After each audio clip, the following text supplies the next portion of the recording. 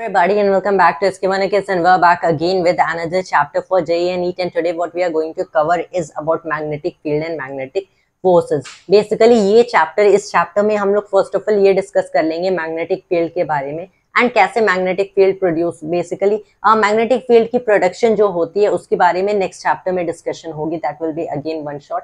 लेकिन इस चैप्टर में बाय कंसिडरिंग मैग्नेटिक फील्ड हम लोग डिफरेंट काइंड के चार्जेस या फिर करंट्स पे जो फोर्सेस एक्ट करते हैं या फिर टॉर्क्स एक्ट करते हैं इनकी डिस्कशन होगी. जैसे हम लोगों ने electric field and electric forces already पढ़ चुका है एंड व्हाट वी फाउंड कि कोई भी चार्ज जब भी किसी भी चार्ज को स्पेस में रखते हैं तो वो अपने सराउंडिंग स्पेस में, अपने सराउंडिंग रीजन में एक काइंड की इलेक्ट्रिक फील्ड क्रिएट कर देता है. एंड जब दूसरे चार्ज उस सराउंडिंग रीजन में आते हैं तो basically it is a two stage process कि पहले तो ये एक सोर्स चार्ज एक काइंड की फील्ड क्रिएट करेगा.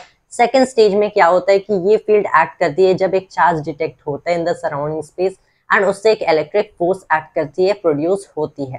That is what actually happens, जिससे अट्रैक्शन या रेपल्जन होता है. Electric force and magnetic force के बीच की सिमिलैरिटी ये है and if you are saying so that is also between electric field and magnetic field कि दोनों काइंड के फील्ड एंड फोर्सेस चार्जेस की वजह से ही क्रिएट होते हैं. जैसे मासेस की वजह से gravitational field and gravitational forces create होते हैं. लेकिन यहाँ पे डिफरेंस क्या आ जाता है कि electric field and electric forces सारे काइंड के चार्जेस की वजह से क्रिएट होते हैं, while magnetic field and forces सिर्फ उन चार्जेस से क्रिएट होते हैं जो कि मोशन में हैं, जो चार्जेस मूव कर रहे हैं. That is how magnetic field and forces are created.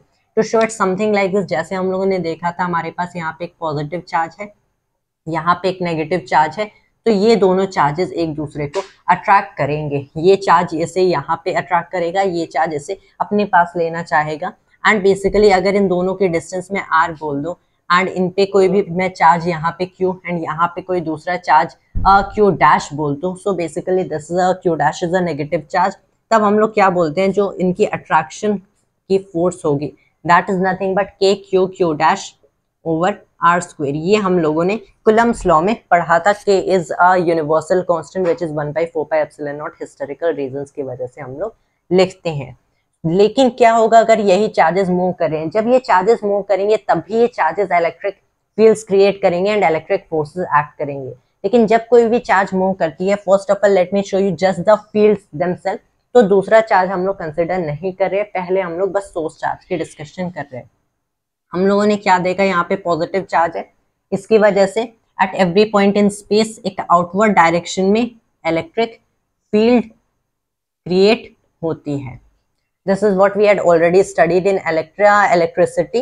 And लेकिन अगर यही चार्ज मूव करेगा तब भी एक उतनी ही अमाउंट की इलेक्ट्रिक फील्ड क्रिएट होगी. इस इलेक्ट्रिक फील्ड में कोई भी चेंज नहीं आता है. The electric field vector E at any point in space अभी k times q over r square times r cap के इक्वल होगा. This is a fundamental formula and this always holds. ये चार्ज रेस्ट पे है या फिर motion में है, ये फॉर्मूला हमेशा होल्ड करता है.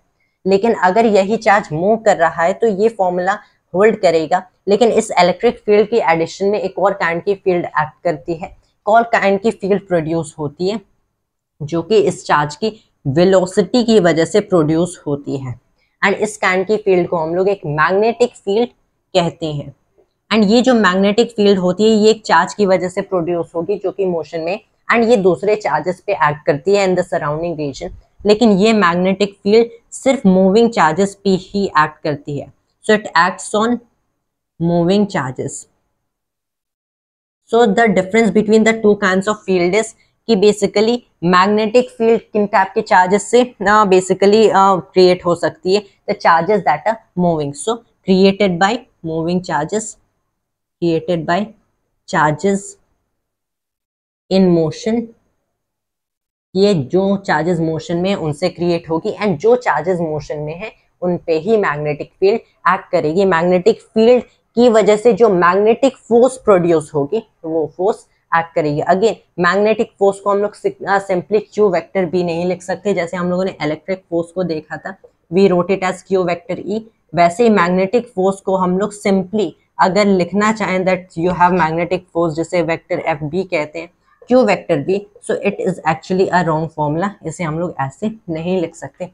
How do we write it, We'll very soon look at that, but the fundamental thing is in this is कि कोई भी चार्ज मोशन में होगा तो दो काइंड की फील्ड तब प्रोड्यूस करेगा, एक इलेक्ट्रिक फील्ड, दूसरी मैग्नेटिक फील्ड, जो कि दूसरे चार्जेस इन मोशन पे एक्ट करती है। इस चैप्टर में will just assume magnetic field यहाँ पे एग्जिस्ट कर रही है एंड कैसे क्रिएट होती है, एक मैग्नेटिक फील्ड का मैग्नीट्यूड कितना होता है, वो सारी डिस्कशन हम लोग by any created by any charge next chapter में करेंगे, which will be again one shot. But in this chapter हम लोग क्या कवर करेंगे, मैग्नेटिक फील्ड की वजह से जो फोर्सेस एंड टॉर्क्स प्रोड्यूस होते हैं, will mainly talk about that. So first of all let me rub all of it and उसके आगे हम लोग फर्दर प्रोसीड करेंगे।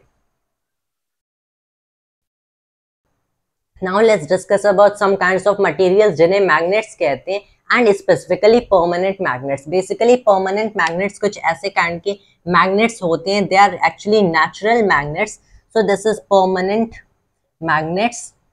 These kind of materials actually show जो भी हमारी चार्जेस इन मोशन होते हैं जो कि मैग्नेटिक फील्ड क्रिएट करते हैं, जिनकी वजह से मैग्नेटिक फोर्सेस क्रिएट होती है, तो ये जो भी मैग्नेटिक इफेक्ट्स होते हैं, permanent magnets are materials that actually show these kind of say effects and these are actually naturally created and हम लोग लैब में भी obviously it is actually very easy to even create an electromagnet, जो कि एक kind की artificial magnet हम लोग कह सकते हैं, जिसे हम लोग इलेक्ट्रोमैग्नेटिक फील्ड से क्रिएट करते हैं। But first of all will not talk about that, but that we can talk later. First of all permanent magnets. Permanent magnets में हम लोग जो मोस्ट बेसिक एग्जांपल देखेंगे, इन्हें हम लोग बार परमानेंट मैग्नेट या फिर सिंपली बार मैग्नेट्स कहते हैं। बार मैग्नेट्स कुछ ऐसे काइंड के मैग्नेट्स होते हैं, they are actually bar shaped. आपके पास यहाँ पे एक ऐसा काइंड का कोई परमानेंट मैग्नेट होगा। यू विल सी कि जब भी हमारे पास कोई भी परमानेंट मैग्नेट होता है एंड उसके पास हम लोग कोई आयरन रॉड लेके आएंगे, तो वो आयरन रॉड खुद भी मैग्नेटाइज्ड हो जाता है एंड वो भी मैग्नेटिक इफेक्ट्स शो करता है। Now coming back to the topic of bar magnets. Bar magnets basically अगर आपके पास कोई भी बार शेप्ड मैग्नेट है एंड आप उससे if it is actually free to rotate like एक कंपास नीडल, एक कंपास नीडल भी is actually free to rotate and वो अर्थ की मैग्नेटिक फील्ड को से रिएक्ट करती है, क्योंकि अर्थ के पास अपनी खुद की मैग्नेटिक फील्ड है and will just talk about that.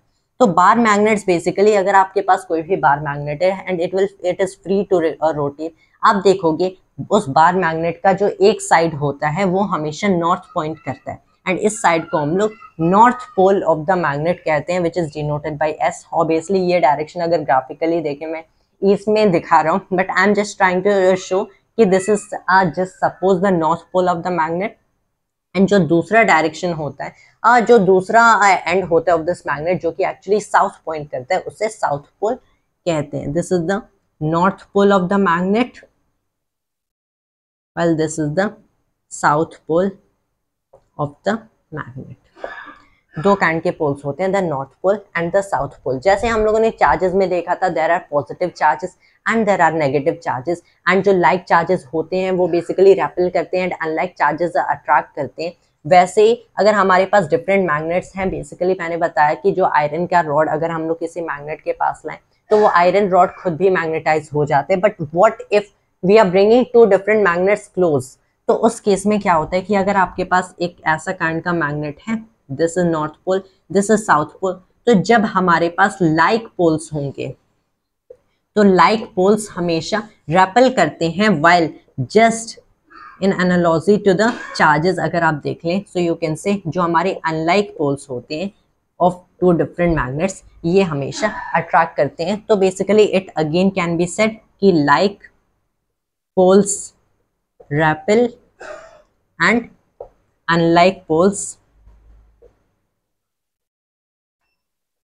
attract।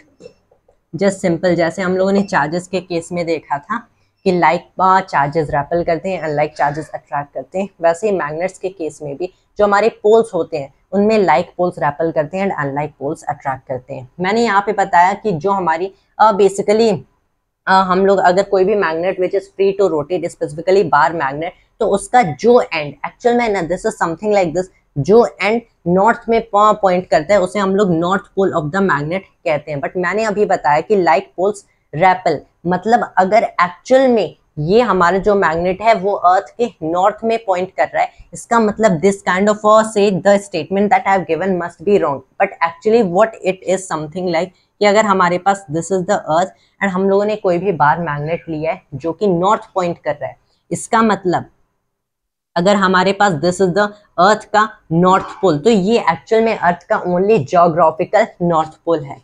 अगर मैग्नेटिक अर्थ के ज्योग्राफिकल नॉर्थ पोल पे अर्थ का मैग्नेटिक साउथ पोल है, वाइल जो अर्थ का ज्योग्राफिकल साउथ पोल है वो एक्चुअली अर्थ का मैग्नेटिक नॉर्थ पोल है। Since in the very ancient times, since the very early times magnetic effects have been observe, तो उसके अकॉर्डिंग बार मैग्नेट्स में ये north poles and south poles को name कर दिया गया। But actually in reality what is happening, since अगर हमारे अर्थ का जो नॉर्थ पोल है, this north pole of this magnet is pointing towards the geographical north pole of the earth, it only means कि geographical north pole of the earth पे actual में earth का magnetic south pole है, so it is actually getting something like reversed. I know it might seem a little strange and weird, but this is actually how we truly define north and south pole. So geographical north pole is actually magnetic south pole in the case of earth, and vice versa. That is how all of it is happening. So these statements still hold the very kind of their important statements when we are trying to understand magnetism. So this is about south poles and north poles of the magnet, and again I will rub all of it. Uske आगे will proceed further after I rub all of it. Now let's discuss the special case of a magnetic monopole. Although I won't call it a special actually, because it is something like an impossible case. अगर हमारे पास एक bar magnet है which is large enough to be broken, say यहाँ पे हमारे पास south north pole है and यहाँ पे उस बार मैग्नेट का साउथ पोल है। सो क्या होगा अगर मैंने इस बार मैग्नेट को दो पीसेस में ब्रेक कर दिया? उस केस में बेसिकली क्या होता है कि मैंने यहाँ पे एक पीस कुछ ऐसा ब्रेक कर दिया एंड यहाँ पे मेरे पास दूसरा पीस है। So most of you might imagine कि यहाँ पे अगर मैंने मिडिल से ब्रेक किया, यहाँ पे कुछ ऐसा नॉर्थ पोल हो जाएगा एंड यहाँ पे साउथ पोल। तो जैसे हमारे positive and negative charges separately exist कर सकते हैं, सो बेसिकली ऐसे ही हमारे north poles and south pole separately exist करेंगे। But this is a complete wrong approach. इन काइंड के पोल्स को मैग्नेटिक मोनोपोल्स कहते हैं, क्योंकि you have a single pole right है।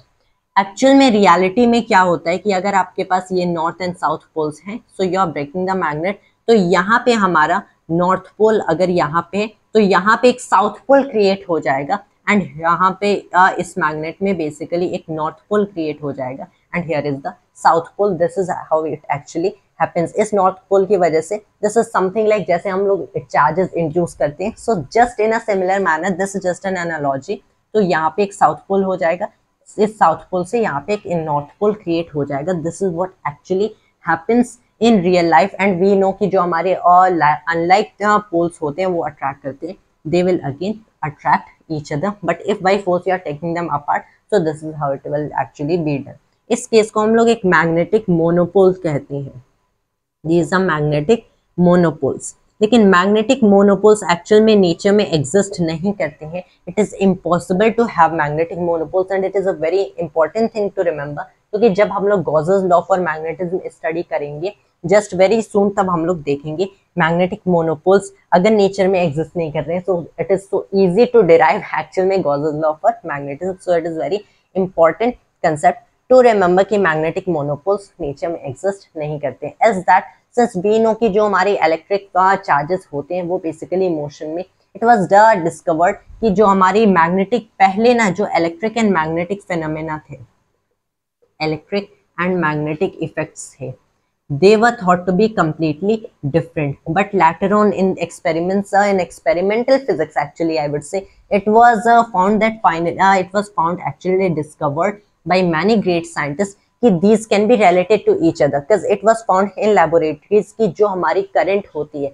अगर हम किसी भी वायर से करंट पास करते हैं एंड वहाँ पे एक मैग्नेटिक वहाँ पे एक कंपास रखते हैं जो कि अर्थ की मैग्नेटिक फील्ड को डिटेक्ट करके उसके north and south poles align करते हैं in the north and south direction, तो उस इलेक्ट्रिक करंट की वजह से जो हमारी कंपास नीडल होती है वो डिफ्लेक्ट कर जाती है। सो इट वाज फाउंड कि इलेक्ट्रिक करंट एक्चुअल में एक मैग्नेटिक फील्ड क्रिएट कर सकता है, that was what was found. तो यहाँ से basically Faraday actually thought to reverse this kind of effect and to check कि क्या मैग्नेटिक फील्ड से एक इलेक्ट्रिक करंट प्रोड्यूस की जा सकती है, and it was Indeed found, the answer was yes, magnetic field से भी एक इलेक्ट्रिक करंट इंड्यूस किया जा सकता है, जिसे इंड्यूस्ड करंट कहते हैं, जिसकी केसेस हम लोग बाद में बात करेंगे। But now we finally know कि electric current is nothing but charges in motion, and जब भी चार्जेस मोशन में होते हैं तो वो मैग्नेटिक फील्ड क्रिएट करते हैं। अगर हम किसी भी मटेरियल को कंसिडर करें, वी सी कि एटलीस्ट जो classical model, I am just talking right here about the classical model, classical model में एटलीस्ट जो हमारे इलेक्ट्रॉन्स होते हैं which are actually charge particles, ये हमारे न्यूक्लियस को ऑर्बिट करते हैं, जहाँ पे हमारे प्रोटॉन्स एंड न्यूट्रॉन्स बेसिकली हैं द न्यूक्लियस। तो जब ये इलेक्ट्रॉन्स इस न्यूक्लियस को ऑर्बिट करते हैं, of course the charges are in motion, they are accelerated, and जब चार्जेस मोशन में होते हैं तो ये मैग्नेटिक फील्ड क्रिएट करते हैं। तो मैग्नेटिक फील्ड फंडामेंटल लेवल पे इलेक्ट्रॉन्स की वजह से ही क्रिएट होती है किसी भी मटेरियल में। बहुत सारे ऐसे मटेरियल्स होते हैं जिनकी जो मैग्नेटिक फील्ड की वजह से actually there are like so many terms that are connected with this kind of magnetic field, जिसकी स्टडी हम लोग जस्ट फॉरवर्ड करेंगे। One of that kind of term is mu, जो कि मैग्नेटिक फील्ड से एसोसिएटेड होता है, and it is actually a vector quantity. अगर इन सारे काइंड के इलेक्ट्रॉन्स के लिए in all of the atoms of this material, vector mu is actually coordinated in the same direction, उसकी वजह से एक resulting large enough magnetic field create हो सकती है, and in that case हमारे ये material magnetized होते हैं, and then we have the case of a permanent magnet, a kind of bar magnet. But if it is not coordinated, it is something like a random, तो यहाँ पे अगर ये जो म्यू की डायरेक्शन है इट इज ऑल रैंडम, इसकी वजह से जो नेट रिजल्टेंट मैग्नेटिक फील्ड आती है दैट इज बेसिकली व्हाट ये दिस इज की हमारी सारी मैग्नेटिक फील्ड्स कैंसिल हो जाती हैं। सो जो रिजल्टेंट मैग्नेटिक फील्ड बनती है वो जीरो होती है। बट ऑब्वियसली चार्जेस को मैग्नेटिक फील्ड, इन मटेरियल्स को मैग्नेटिक फील्ड लाने से we can coordinate the motion of electrons as we can coordinate the directions of mu for different kinds of electrons and charges and atoms, जिसकी वजह से again magnetic field इस kind के material को भी magnetise किया जा सकता है। That is how an iron rod is magnetised when brought close to a permanent magnet, even a bar magnet, as to say in this particular thing। इतना हम लोगों ने जस्ट इंट्रोड्यूस कर दिया the concept of magnetic field and magnetic forces. अब देख लेते हैं कैसे एक्चुअल में मैग्नेटिक फोर्सेस डिपेंड करती है on the charge, on the velocity and magnetic field जो कि है। अगर हमारे पास कोई भी चार्ज मूव कर रहा है, से यहाँ पे हमारे पास एक चार्ज है जो कि वेक्टर v वेलोसिटी से मूव कर रहा है, तो मैंने बस मान लिया कि I am not actually talking right here about the charges that are kind of moving here in some other random direction and जो कि magnetic field create कर रहे हैं। but I will just assume कि यहाँ पे इस पूरे प्लेन में एक कोई भी constant magnetic field है। मैंने मान लिया ये जो magnetic field है ये है directed into the board something like vector b into the board or at any other angle। तो हम यहाँ एक्सपेरिमेंटली ये ऑब्जर्व किया गया है कि किसी भी moving charge moving with velocity vector v से जितना फास्ट ये चार्ज मूव करेगा उतनी ही ज्यादा magnetic force by the magnetic field on this charge exert होगी। क्योंकि मैग्नेटिक फील्ड तो मैंने मान लिया वेक्टर v, मैं बस ले रहा हूँ कि मुझे इस चैप्टर में तो बस इतना डिस्कवर करना है कि इस मूविंग चार्ज पे magnetic force due to other charge के मैग्नेटिक फील्ड से कितनी फोर्स क्रिएट होगी। तो एक्सपेरिमेंटली देखा गया, तो ऑब्वियसली इतना तो आप सभी को भी ऑब्वियस होगा, ये जो मैग्नेटिक फोर्स होगी ऑब्वियसली मैग्नेटिक फील्ड की मैग्नीट्यूड के प्रोपोर्शनल होगी। इस फोर्स की स्ट्रेंथ आल्सो प्रोपोर्शनल होती है टू द चार्ज जो कि मूव कर रहा है, and it is also proportional to the velocity जिससे ये मूव कर रहा है। एंड ये जो फोर्स की डायरेक्शन देखी गई है, इट इज ऑलवेज सीन कि ये फोर्स हमेशा दो चीजों से परपेंडिकुलर होता है। It is always perpendicular to both the magnetic field and the velocity of the particle. तो यहाँ से अगर रिलेशन डिस्कवर करना चाहें सो इट इज कि बेस्ड ऑन एक्सपेरिमेंटल ऑब्जर्वेशंस किसी भी चार्ज पार्टिकल पे जो मैग्नेटिक फोर्स एक्सर्ट होती है, this is always the charge times में वेक्टर v क्रॉस में vector b। This is the relation that we find using these observations that we have experimentally, and also the fact कि fb is always normal to the velocity vector and the magnetic field vector।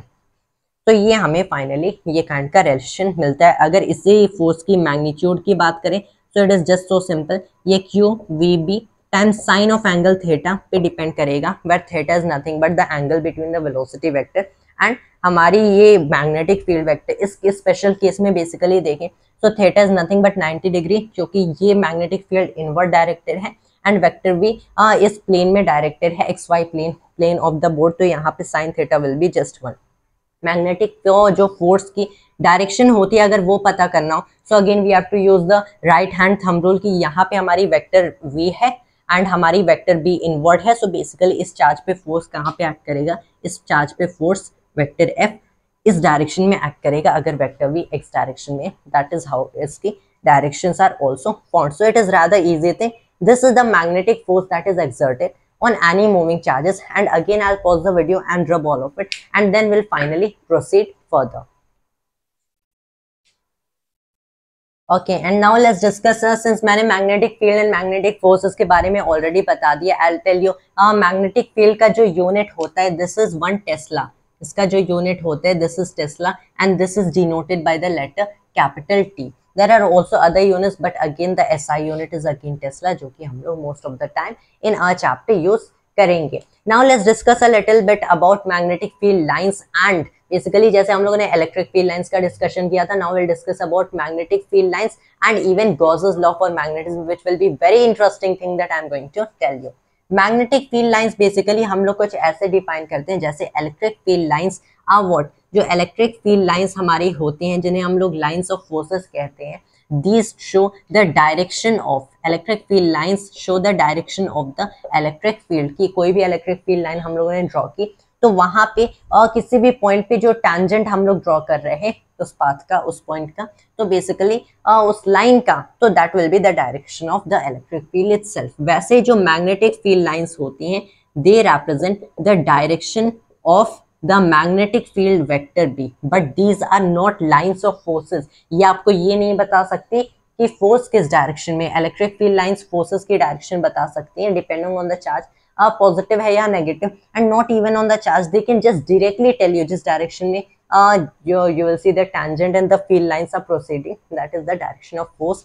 लेकिन magnetic field lines will not tell you the direction of magnetic force, क्योंकि ये different charge के लिए, charges के लिए different होगा। It doesn't just depend on which point in space are you, but उस point पे आप कितनी स्पीड से मूव कर रहे हो, किस डायरेक्शन में, यानी कि आपकी वेलोसिटी भी क्या है, it also depends on that charge. So it is only telling you the direction of magnetic field, but it will not tell you the magnitude or the direction of the force that can act on any certain charge। Magnetic field lines को again draw करना very simple है, just like the electric field lines. Bar magnet जो कि most cases में हम लोग देखेंगे कि केस में देखें यहाँ पे नॉर्थ पोल है तो यहाँ पे साउथ पोल है, तो हमेशा जो हमारी मैग्नेटिक फील्ड लाइंस होती हैं they are always like starting at what, they are always starting at the north pole and they always end at the south pole.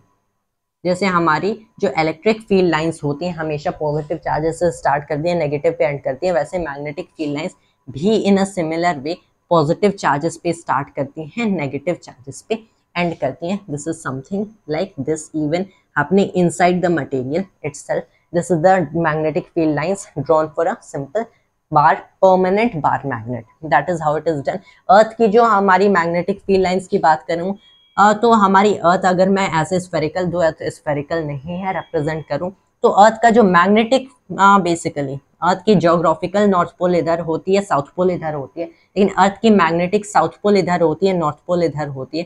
So basically this is how earth की field lines will be actually drawn, ऐसे earth की field lines draw की जाती हैं।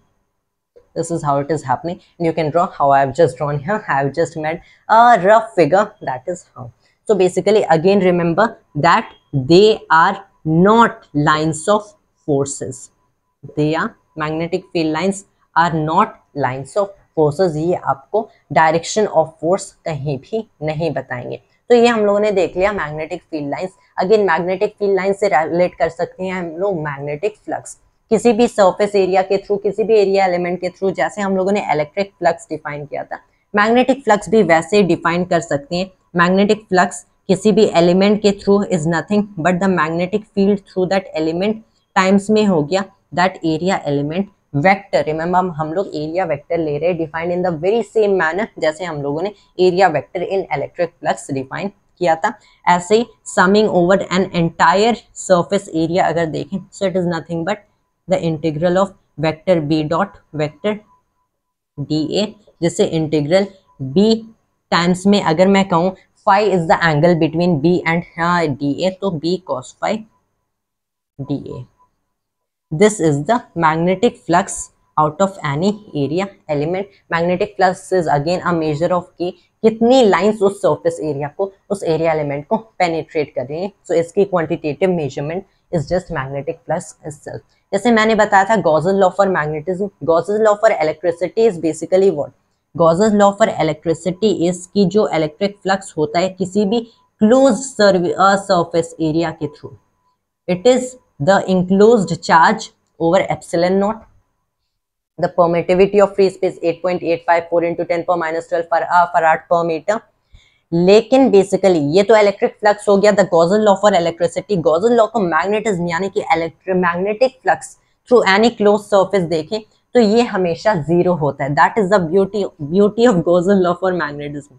The flux through any closed surface, through any close surface हमेशा आपको zero दिखेगा। Zero क्यों होगा?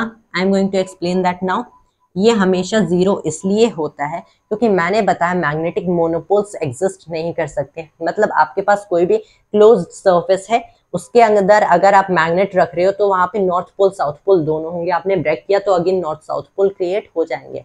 मतलब नॉर्थ पोल साउथ पोल दोनों है तो जितनी मैग्नेटिक फील्ड लाइंस उस एरिया के बाहर जाएंगे उतनी वापस अंदर भी आ जाएंगे। अगर आपने अंदर मैग्नेट रखा है तो भी कोई इफेक्ट नहीं आएगा, नहीं रखा है तो भी कोई इफेक्ट नहीं आएगा, बाहर है तो ऑब्वियसली नहीं आएगा। वैसे तो इलेक्ट्रिक चार्जेस से भी नहीं आएंगे। तो अंदर मैग्नेट्स कितने भी आपने मैग्नेट्स रख दिए, जितनी फील्ड लाइंस बाहर निकलेंगी उतनी वापस अंदर आ जाएंगी, जिसकी वजह से हमेशा the total net number of field lines going out और इन इज अगेन जीरो, जिसकी वजह से किसी भी क्लोज सरफेस के थ्रू जो मैग्नेटिक फ्लक्स होती है वो हमेशा जीरो होती है। This is the Gauss's law for magnetism. And again किसी ओपन सरफेस के थ्रू इट इज पॉसिबल कि मैग्नेटिक फील्ड लाइंस जा रही हैं तो अगेन वहां से मैग्नेटिक फ्लक्स बनेगी, लेकिन क्लोज सरफेसेस के थ्रू हमेशा it is the Gauss's law of magnetism कि जो हमारा नेट मैग्नेटिक फ्लक्स बनता है वो हमेशा जीरो बनता है। That is the Gauss's law for magnetism. A very beautiful thing. Nature में एक्सपेरिमेंट्स में कभी मैग्नेटिक मोनोपोल्स डिटेक्ट नहीं किए गए। That is the reason we have this law. And again, I'll pause the video, rub all of it, and then we'll finally proceed further. Magnetic field में move basically करते हैं। तो अगर हमारे पास कोई भी यूनिफॉर्म मैग्नेटिक फील्ड है, से मैंने इन्वर्ट टू द बोर्ड एक मैग्नेटिक फील्ड ले लिया। यहाँ पे मेरी एक मैग्नेटिक फील्ड है inside the board, that is what I am taking. So क्योंकि वेलोसिटी वेक्टर्स को एंड फोर्सेस को मैं in the plane of this board represent करूंगा, तो यहाँ पे हमारे पास इनसाइड द बोर्ड कोई भी मैग्नेटिक फील्ड है। So basically this is vector B. अगर मेरे पास कोई भी चार्ज है जो कि यहाँ पे मूव कर रहा है तो ऑब्वियसली हम लोग जानते हैं कि मैग्नेटिक फोर्सेस हमेशा velocity of the charge particles के परपेंडिकुलर होते हैं। They are making 90 degree angle with the velocity vector. अगर ये फोर्स यानी कि जिसकी वजह से जो एक्सेलरेशन प्रोड्यूस होगी on this particle, on this charge particle, ये परपेंडिकुलर टू वेलोसिटी है, इसका मतलब ये वेलोसिटी की मैग्नीट्यूड यानी स्पीड को चेंज नहीं कर सकती।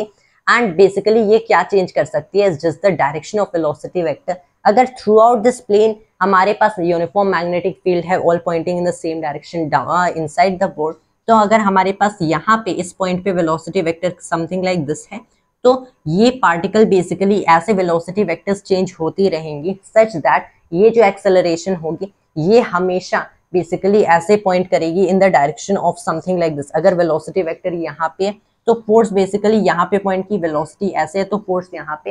We are seeing at each and every point force and acceleration will be perpendicular to vector B and vector V. मतलब ये पार्टिकल एक काइंड का यूनिफॉर्म सर्कुलर मोशन एग्जीक्यूट करेगा if this is the case. मतलब this is something like जब भी कोई भी पार्टिकल मूव करता है एक ऐसे प्लेन में जहां पे हमारे पास यूनिफॉर्म मैग्नेटिक फील्ड है, तो वो particle if seen for long enough you will observe कि वो particle uniform circular motion execute कर रहा है, जहां पे ये सेंट्रीपिटल फोर्स क्या है, centripetal acceleration is due to the centripetal force which is due to again what the magnetic force। इसके रेडियस ऑफ ट्रैजेक्टरी देख सकते हैं, हमारे पास सेंट्रीपिटल फोर्स क्या है, that is mv² divided by, से इसका रेडियस r है, इक्वल टू क्या हो जाएगा, सिंस यहाँ पे मैंने वेक्टर बी इनवर्ड लिया, वेक्टर बी इधर लिया, the perpendicular to each other, तो साइन थीटा 1 हो गया, थीटा इक्वल्स 90 डिग्री, तो ये बेसिकली हो गया क्यू वी बी के इक्वल, तो यहाँ से v से एक v कैंसिल हो जाएगा, मतलब क्या पता चला, r equals mv by Q B. This is the radius of trajectory for any particle moving in uniform circular motion due to magnetic fields and magnetic forces. This is a very important equation to remember. इस पे questions easily हो सकते हैं. And यहाँ पे since ये एक uniform circular motion, तो ऑब्वियसली हम लोग यहाँ पे एंगुलर क्वांटिटीज को भी डिफाइन कर सकते हैं. Something like you can define omega, right है, ओमेगा हम लोग डिफाइन करते हैं v डिवाइडेड बाई में r. तो अगर मैं ओमेगा को डिफाइन करना चाहूँ, ओमेगा इज v बाई r, so it is nothing but, इसे हम लोग लिख देंगे v डिवाइडेड बाई में mv cube B. So v से एक v कैंसिल हो गया, सो इट इम्प्लाइज जो angular frequency, angular velocity actual में यहाँ पे होगी, not angular frequency, angular velocity, that is Q B divided by में m. This is the angular velocity. ऐसे ही हम लोग क्या डिफाइन कर सकते हैं, यहाँ पे फ्रीक्वेंसी डिफाइन कर सकते हैं फॉर द ऑसिलेशन की, if you are talking about oscillation. तो वैसे ही जैसे हम अगर यू आर बेसिकली सेइंग की ऑसिलेशन, जब हम लोगों ने सिंपल हार्मोनिक मोशन पढ़ा था, तो it is analogous to simple harmonic motion. तो अगर यही हमारे पास केस एक ऐसा ही ऑसिलेशन का केस बनता है, तो बेसिकली जैसे as I have already told you in my videos over simple harmonic motion, की simple harmonic motion and circular uniform circular motion are analogous, कि अगर मैं यहाँ पे इसकी स्क्रीन पे इसकी सपोज शैडो प्रोजेक्ट कर दूं, तो वो तो बेसिकली क्या होगा, वो तो सिंपल हार्मोनिक मोशन में होगा. तो यहाँ पे हम लोग जैसे एंगुलर वेलोसिटी डिफाइन की, यहाँ पे एंगुलर फ्रीक्वेंसी भी डिफाइन कर सकते हैं. इस 2 पाई टाइम्स एंगुलर फ्रीक्वेंसी, मतलब 2 pi times angular frequency which is just 2 pi times angular velocity itself. So this is nothing but 2 pi times हो जाएगा. एक्चुअल में frequency is 2 pi divided by में omega, sorry this is something like this, कि जो हम लोग omega define करते हैं, it is nothing but 2 pi F. So we know कि F is omega by 2 pi, sorry for that. तो ये ओमेगा बाई 2 पाई के इक्वल होगा. So this is Q B over 2 pi M. यहाँ पे कुछ ऐसी हम लोग फ्रीक्वेंसी डिफाइन करते हैं इन this kind of specific thing, that is the thing. तो ये हम लोगों ने केस डिस्कस कर लिया कि जब भी हमारे पास कोई भी पार्टिकल होता है which is undergoing which is experiencing any kind of magnetic force, तो आप ऑब्जर्व करोगे कि ये एक यूनिफॉर्म सर्कुलर मोशन में मूव करेगा. एंड इसके अलावा what we can see, since I will tell you कि कोई भी पार्टिकल है हमारे पास, अगर उस पर कोई भी मैग्नेटिक फोर्स एक्सर्ट हो रही है, मतलब नियर बाय उसके कोई भी चार्जेस हैं, अगर नियर बाय चार्जेस हैं तो उसकी वजह से इलेक्ट्रिक फोर्स भी एक्सर्ट होती है. So now what it is to talk about is कि हमारे पास 2 काइंड की फोर्सेस किसी भी चार्ज पे एक्सर्ट होंगी, एक क्यू वेक्टर ई, एंड जो दूसरी काइंड की फोर्स बनती है that is Q vector V cross vector P. तो किसी भी पार्टिकल पे जो भी रिजल्टेंट फोर्स हमारी होती है, जिसे हम लोग लॉरेंस फोर्स कहते हैं, it is always what, it is always Q times vector E plus vector V cross vector B. इतनी रिजल्टेंट फोर्स, जिसे लॉरेंस फोर्स कहते हैं, किसी भी पार्टिकल पे एक्ट करेगी इन एन इलेक्ट्रोमैग्नेटिक फील्ड. क्योंकि यहाँ पे इलेक्ट्रिक फील्ड, जब मैग्नेटिक फील्ड है तो वहां पे इलेक्ट्रिक फील्ड भी होगी, इट इज फॉर श्योर, क्योंकि magnetic field is due two charges in motion. Motion में चार्जेस हो या रेस्ट पे, फील्ड तो क्रिएट करेंगे, एक्चुअली इलेक्ट्रिक फील्ड तो क्रिएट करेंगे. मतलब Q times vector E plus vector V cross vector B total Lawrence force किसी भी पार्टिकल में बनती है. एंड उस पे जो मैग्नेटिक फोर्स बनती है, तो यहाँ पे अगर एक जो इलेक्ट्रिक फील्ड होगी उसके डायरेक्शन पे डिपेंड अगेन करेगी इलेक्ट्रिक फील्ड का, कि हो सकता है वो इलेक्ट्रिक फील्ड भी इन the direction of the centre हो सके, लेकिन मोस्ट ऑफ द टाइम आप देखोगे वो इस पार्टिकल को टेंजेंशियली एक्सेलरेट करेगी. That is what actually happens. And again I'll pause all of it and rub all of it. I'll pause and rub all of it, and then we'll finally proceed further. We'll discuss some topics like velocity selector, and तब हम लोग current की बात करेंगे कि current पे कैसे magnetic fields में फोर्सेस एक्ट करते हैं. Okay, and now let's discuss a little bit about velocity selectors. Basically velocity selectors experiments में यूज होते हैं जहां पे हमें charge particles with the same speed चाहिए होते हैं, कि जो भी चार्ज पार्टिकल्स हमें चाहिए जो कि किसी भी से most of the time tube से फ्लो करते हैं. बेसिकली थॉमसन की ई ओवर एक्सपेरिमेंट जिसमें थॉमसन ने इलेक्ट्रॉन्स की डिस्कवरी की थी. Like in this kind of cases we need charge particles जो कि सेम स्पीड से मूव करें. उसमें हम इलेक्ट्रिक एंड मैग्नेटिक फील्ड मतलब इलेक्ट्रोमैग्नेटिक फील्ड का यूज करते हैं. It is something like this कि आपके पास से समथिंग लाइक अ ट्यूब है एंड उसमें आपने इलेक्ट्रॉन्स या फिर कोई भी काइंड के चार्ज पार्टिकल्स को फ्लो कराया. एंड कोई भी चार्ज पार्टिकल जब इसमें फ्लो करेगा, मान लो एक पॉजिटिव चार्ज पार्टिकल है, अब हमारे पास यहाँ पे कुछ प्लेट्स हैं जिनकी वजह से इलेक्ट्रिक फील्ड क्रिएट होगी. ये पॉजिटिव टर्मिनल, यहाँ पे पोटेंशियल डिफरेंस मतलब वोल्टेज है between the place. Positive terminal, negative terminal मतलब पॉजिटिव से नेगेटिव डायरेक्शन में एक इलेक्ट्रिक फील्ड एग्जिस्ट कर रही है, वेक्टर ई. उसके अलावा हम लोगों ने एक एक्सटर्नली एक magnetic field inside this plane create किया है विच इज वेक्टर बी. तब जब ये चार्ज पार्टिकल नीचे मूव करेगा तो for any specific values of E and B charge particles के पास सिर्फ एक ही स्पीड v हो सकती है जो कि चार्ज पार्टिकल जिससे मूव करेंगे, जिससे ये अनडिफ्लेक्टेड नीचे की ओर पहुंच सकते हैं. It is something like this कि अगर हम लोग फोर्सेस देखें ऑन एनी चार्ज पार्टिकल्स, ये चार्ज पार्टिकल है हमारे पास, ये इसके पास नीचे वेलोसिटी है वेक्टर v, अंदर magnetic field is vector b. So basically इस पे जो फोर्स बनेगी मैग्नेटिक फोर्स, पहले इलेक्ट्रिक फोर्स देख लेते हैं. Electric force basically electric field इस डायरेक्शन में पॉजिटिव चार्ज है तो यहाँ पे एक electric force q vector e बनेगी, जिसको मैं नॉर्मली q e लिख रहा. v and b are perpendicular to each other, इन दोनों के परपेंडिकुलर होगा हमारा मैग्नेटिक फोर्स. कौन से डायरेक्शन में? यहाँ पे v है, यहाँ पे v है एंड यहाँ पे b है. सो बेसिकली मैग्नेटिक फोर्स इस डायरेक्शन में बनेगा qvb. अगर हमें ऐसा चाहिए कि ये पार्टिकल नीचे अनडिफ्लेक्टेड पास करे थ्रू दिस ट्यूब, तो बेसिकली क्या होना चाहिए? QE should be equal to QVB. Q से Q कैंसिल हो गया, मतलब V किसके इक्वल होगा? E ओवर B के. This is the principle used in velocity selectors कि अगर हमें ऐसे पार्टिकल्स चाहिए जिनके पास सिर्फ इतनी स्पीड होनी चाहिए, V स्पीड होनी चाहिए, V नॉट होनी चाहिए, तो हमें बस क्या करना है, इन पार्टिकल्स को से बहुत सारे पार्टिकल्स को इस ट्यूब के थ्रू मूव कराने, वेलोसिटी सेलेक्टर के थ्रू मूव कराने and having specific values of E and B हमें चूज करना है. जहाँ जो भी हमारे पास जो भी वेलोसिटी चाहिए उसके अकॉर्डिंग ई एंड बी की वैल्यूज सेलेक्ट करनी है.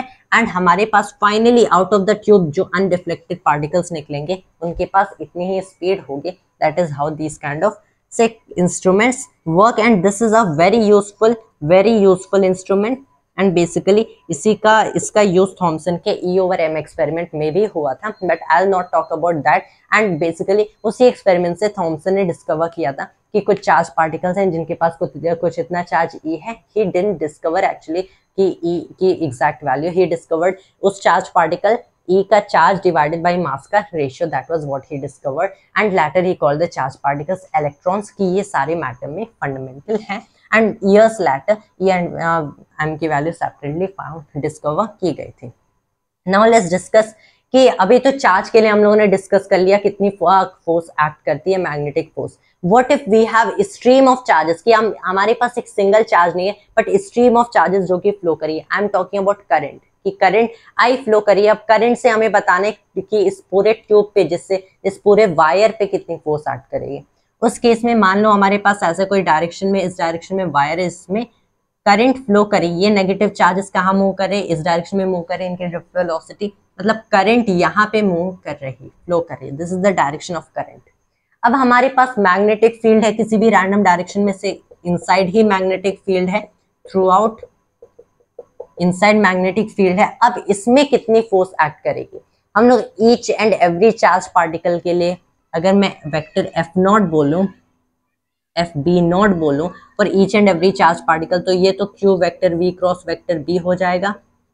हमारे पास जितने चार्ज पार्टिकल्स हैं उनसे मल्टीप्लाई कर दो.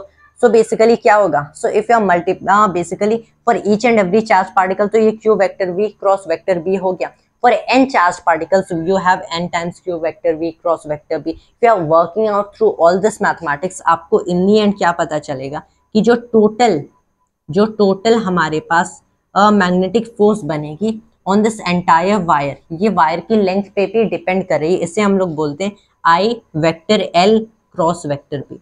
आई tell you what vector L is. L होती है हमारी length of the wire, L is the length of the wire.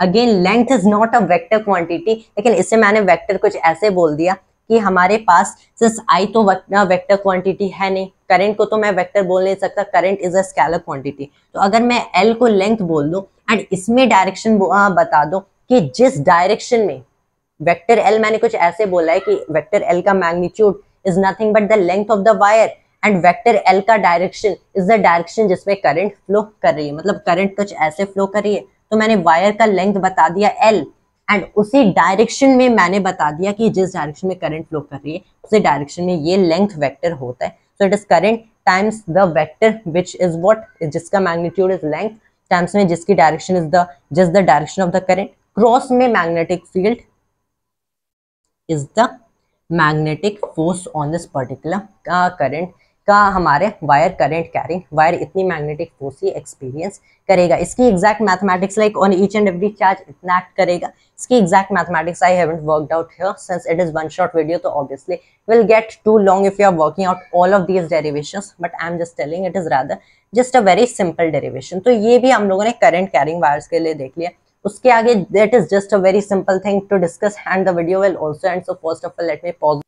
Okay, so we have discussed the magnetic force on any current carrying wire. ऐसे ही अगर हमारे पास magnetic field varying है या फिर anything like that, तो basically हमें हमारे पास किसी भी infinitesimal part on the wire के लिए force चाहिए। So it is nothing but current times d of vector L, the length of that infinitesimal part, cross में वेक्टर b हो गया, द से ये वर्क करेगा। टोटल फोर्स चाहिए तो इसे इंटीग्रेट कर देना पड़ेगा, बट इसके केसेस आप यूजुअली नहीं देखोगे। Let's discuss now force and torque on a say एक ऐसा loop, on a current carrying loop, कि हमारे पास एक करंट कैरिंग लूप है समथिंग लाइक दिस। आपके पास something like here a loop है जिसमें करंट फ्लो कर रही है, यहाँ पे मैग्नेटिक फील्ड है एंड इसमें बेसिकली कितना फोर्स एंड टॉर्क होगा। Say this is the direction of flow of current, ऐसे करंट फ्लो कर रही है इन दिस लूप।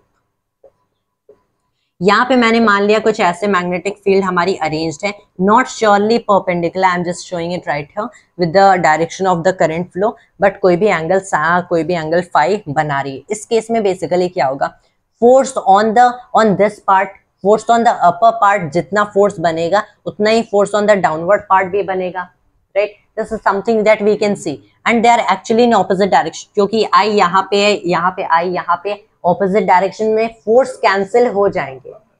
इस पे जो नेट फोर्स बनेगा ना, क्योंकि हमारे पास सर्कुलर नॉट एक्चुअल में एक क्लोज्ड लूप है, जब भी एक लूप होगा अगर यूनिफॉर्म मैग्नेटिक फील्ड है तो यहाँ पे जो नेट फोर्स बनता है ऑन द लूप हमेशा जीरो बनता है for the case of uniform magnetic field. Net force zero है लेकिन यहाँ पे एक लाइन ऑफ एक्शन है, इन दोनों पॉइंट्स के बीच डिस्टेंस है, मतलब टॉर्क बनेगी। यहाँ पे एक डिफरेंट टॉर्क बनती है जिसकी मैथमेटिकल स्टेप्स ट्राई करें तो हमें मिलता है, but I just tell you directly the formula because the videos again gonna be too long. तो यहाँ पे in the videos one shot for this chapter magnetic field and forces for JNE, तो obviously मैं सीधे formula बताऊंगा। इस पे जो टॉर्क एक्ट करेगा, मैंने इसका एरिया मान लिया A, करंट मान लिया I, मैग्नेटिक फील्ड मान लिया B, the angle between the normal of the loop, remember normal of the loop मतलब direction of area vector, and the magnetic field मैंने मान लिया फाई। तो बेसिकली तो हम लोग लिखते हैं IAB साइन फाई के इक्वल, IAB साइन फाई के इक्वल से फंडामेंटल फॉर्मूला कह सकते हैं। और if you want that is the current times area times magnetic field times sine of angle phi, इसके आप यूनिट्स वेरीफाई कर लो, डायमेंशंस भी वेरीफाई कर सकते हो। It is the correct equation. इसी को सिंस टॉर्क एक वेक्टर क्वांटिटी, अगर क्या होगा अगर मैं इस इक्वेशन को एक वेक्टर इक्वेशन लिखना चाहूँ, उस केस में हम लोग क्या करते हैं, एक काइंड की क्वांटिटी डिफाइन करते हैं वेक्टर म्यू, जो कि मैंने आपको बिगिनिंग ऑफ द वीडियो में बताया था। म्यू डिफाइन करते हैं, इससे मैग्नेटिक डाइपोल मोमेंट या फिर मैग्नेटिक मोमेंट सिंपली कहते हैं। म्यू की मैग्नीट्यूड हम लोग बताते हैं द करंट टाइम्स में एरिया, ये हमेशा आप एक क्लोज लूप के लिए डिफाइन करोगे, या फिर ऐसे भी इन जनरल डिफाइन कर सकते हो द करंट टाइम्स में area this of this loop हम लोग डिफाइन करते हैं द मैग्नीट्यूड ऑफ हमारी मैग्नेटिक मोमेंट या फिर मैग्नेटिक डाइपोल मोमेंट। लेकिन एक्चुअल में म्यू एक वेक्टर क्वांटिटी है, तो लेकिन इसकी डायरेक्शन करंट एंड एरिया से तो डिफाइन हो नहीं सकती। इसकी डायरेक्शन हम लोग basically right hand thumb rule से डिफाइन करते हैं। राइट हैंड थंब रूल से कैसे, आपके पास ऐसे से मान लो यहाँ पे direction of flow of current है, यहाँ पे direction of flow of current कुछ ऐसे है। आपने बस क्या किया कि curl your fingers along the direction of flow of current and अपना जो थंब है ना वो नॉर्मल रखो to this kind of to the plane of this, curl your fingers along it, जो आपको फाइनली डायरेक्शन मिल रहा है along the perimeter of this entire loop, जो आपको डायरेक्शन मिल रहा है। लेकिन यहाँ पे आउटवर्ड मिल रहा है, तो outward is the direction of vector mu.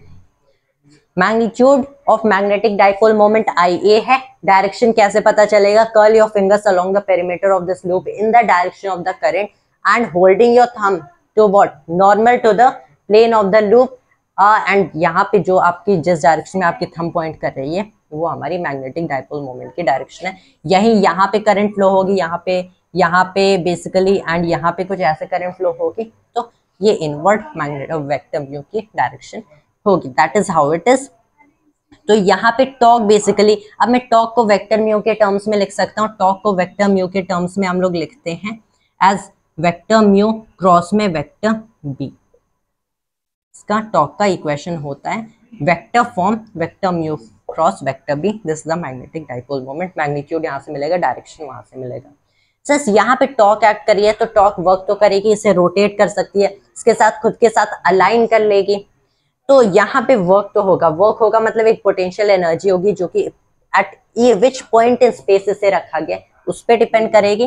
तो मैग्नेटिज्म में पोटेंशियल एनर्जी हम लोग कैसे बताएंगे, पोटेंशियल एनर्जी का यहाँ पे आप इक्वेशन देखोगे minus vector mu dot vector B. जैसे यहाँ पे vector mu cross vector B है, आप करो vector mu dot vector B with a minus sign, and this is the basically what the formula for potential energy in a magnetic field. The magnetic potential energy, not gravitation not electric, this is the magnetic potential energy जो आपको मिलती है minus the magnetic moment, magnetic dipole moment times में इसका scalar product dot product with the magnetic field। ऐसे kind की जो हमारे सिचुएशंस आप देखोगे, ऐसे काइंड के लूप्स जो होते हैं जो कि मैग्नेटिक टॉर्क एक्सपीरियंस करते हैं, ऐसे current carrying loops, remember loops जो कि टॉर्क एक्सपीरियंस करते हैं, इन्हें हम लोग मैग्नेटिक डाइपोल कहते हैं। जैसे आपने इलेक्ट्रिक डाइपोल पढ़ा था, magnetic dipoles are what, current carrying loops that experience torque on them, जिन पे नेट फोर्स जीरो होता है। अगर ये यूनिफॉर्म मैग्नेटिक फील्ड हो, नॉन यूनिफॉर्म मैग्नेटिक फील्ड हो, तो एक टॉर्क भी बनेगी एंड एक नेट फोर्स भी बनेगी। That is ये केस हो गया मैग्नेटिक डाइपोल का, and that is actually all that you need to know for magnetic field and forces for JEE NEET. In the next chapters we'll discuss about sources of magnetic field, कि कैसे magnetic field के sources क्या क्या हो सकते हैं, कैसे charges magnetic field create करते हैं। आज हम लोग ने देख लिया कैसे चार्जेस मैग्नेटिक फील्ड के अकॉर्डिंग बिहेव करते हैं, को रिएक्ट करते हैं। In the next chapters will discuss इनका ये खुद कैसे क्रिएट करते हैं, but that was all for today. Thanks to you always and जय हिंद जय भारत।